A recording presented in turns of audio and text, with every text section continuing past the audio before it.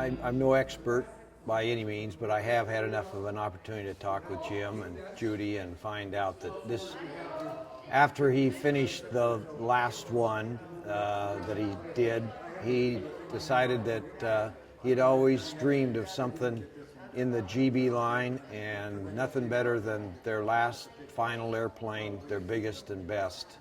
So he decided it was time to put his talents to building the QED. He started out with a search for information. He was able to get in contact with some of the descendants of the original designers, and fortunately was even able to get some of the structural drawings and structural analysis from them, a grandson of one of the designers, the original designers. So we do have a small amount of information. The frame for the fuselage, they had structural drawings for that, and the internal structure for the wings. Other than that, it's been pretty much look at it, take pictures, see what it should look like, and go put it together. When you start to really get involved with it, you begin to realize that you're involved with a piece of history. This is an undertaking that a normal person would not endeavor. And that's what's motivated all the people that have worked hard and long hours on this airplane. It is great to finally see it come to its final form and be ready for flight. Had enough of an opportunity now to get a feel for it, and it's going to be a nice airplane to fly. I just know it is. It feels real good. It's big, but it feels real sweet. Without a doubt, though, Jim Moss put more time on this than anybody else. He was noted for being out here at 6 o'clock in the morning and not leaving until 5 o'clock in the evening for over 10 years almost while this was under construction. I am one of those around here that is known to have a specialty, and mine's electricity, and so I've worked with Jim on a couple of others, and when he got to the point where he was ready for the electrical system on this, he asked if I'd help out. And so little did I know what I was going to get into at that time. It's been a real ride so far. Different people offered different expertise. Started out with the basic frame and fuselage. A mock-up of that was done. Jim and his brother and one other person, Ken Brinstad, actually built the wooden mock-up for the fuselage so that they had all the proper dimensions and everything for the frames.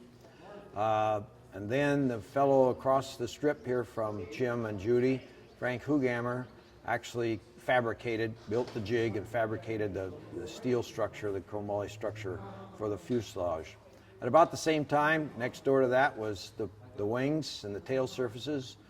Ken Brinstad, just absolute craftsman with wood. He has a wood shop in his hangar, and I think Ken probably worked about 5 years on the wings and the tail sections on this thing. Then others came in, and again, Jim's brother Bill drilled all of the nut plates and installed those on all of the panels. Jim and Bill put the panels together. Some other people came in and helped out with what little fabric there is on the fuselage. Then, other neighbors came in and offered assistance here and there. If you look back underneath the tail section near the data plate for this airplane, you'll find a nice plaque saying thanks to all those dozen or more people that really have contributed to this project over the few years that it's been in work.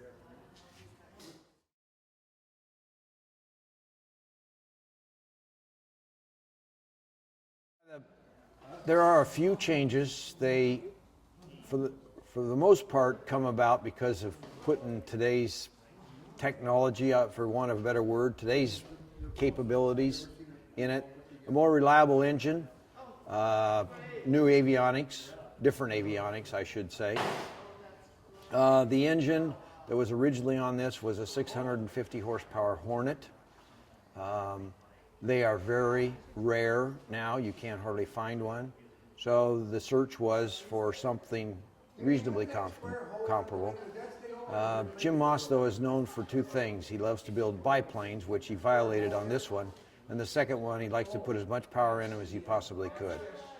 So somebody said, well, probably the most recent engine that is still in service was off of the T-28 trainer, and he was able to find one that had come through restoration and rebuild at Pensacola, was still in the container. Now, the original airplane, 650 horsepower. This one has 1,425 horsepower. The original airplane engine was not supercharged, so their service ceiling was about 20,000 feet. Not even going to try to venture a guess, but I know this airplane could find its way above 30,000 feet very easily. It is fully equipped with oxygen system that would support flight above 30,000 feet.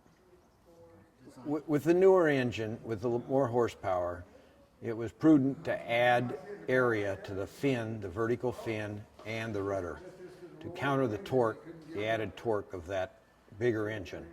That is about the only change that was made in the outline of the airplane. The original landing gear had some problems, the way it was not only constructed but attached to the airplane. So Jim redesigned that and picked up landing gear off of a Beech 18, as well as the tail wheel off the Beech 18. While he was redoing the mounts for the landing gear, he widened the gear a foot on each side to give it better stability on the ground. That also added a little bit to the wing area. So this aircraft has about 10% more wing area than the original airplane had because of the added foot and span on both sides. So it's 2 foot larger in span than the original airplane.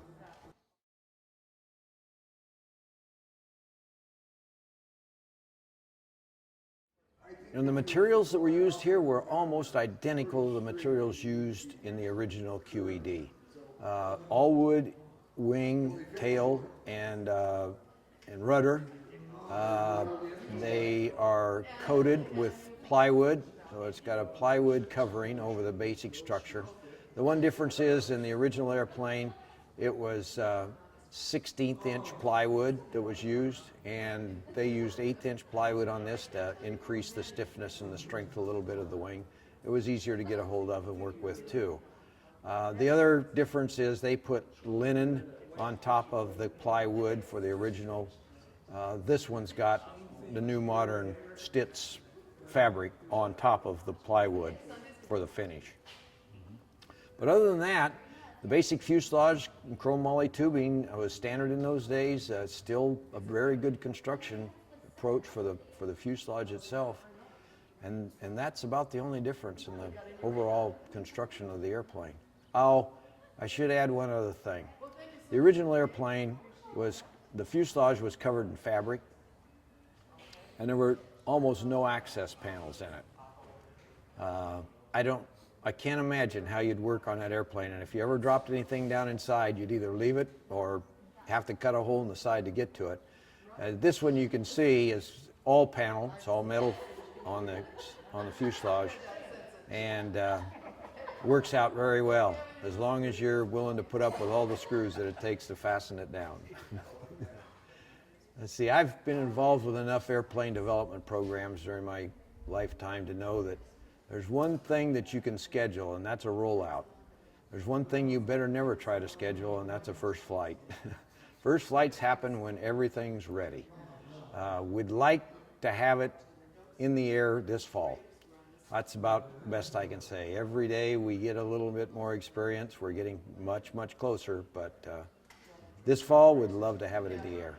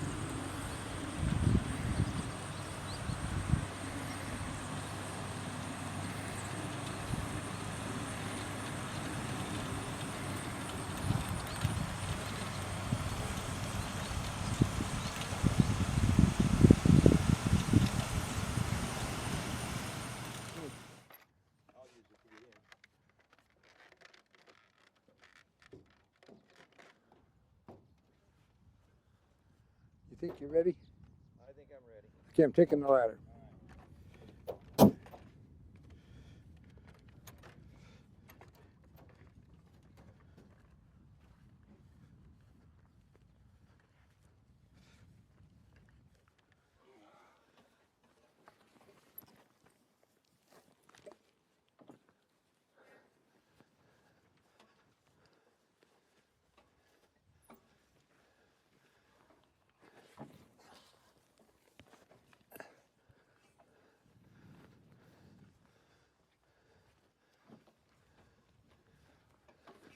Ooh. Oh, sorry. I'm going to lose a nut over that. That should be enough. Yeah?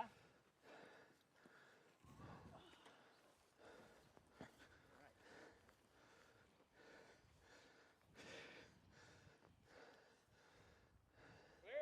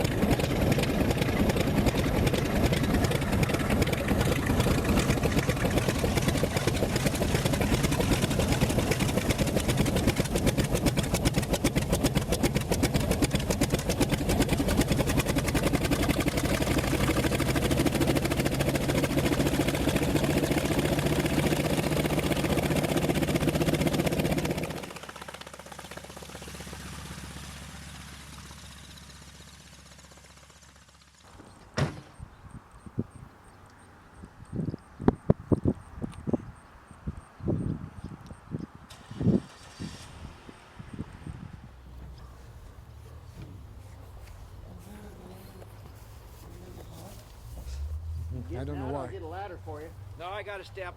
You got If a I can step? find it. Well, we're gonna catch you if you're successful. We'll catch you if you're not. You're gonna catch me no matter what, huh? If you fall, make it look good. I will. I always do. When I fall.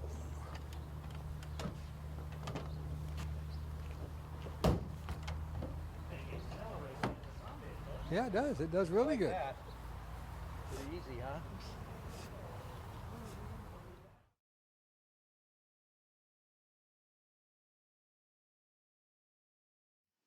Second shot on saying something smart. No, I think we'll go to Anchorage instead. How's that today?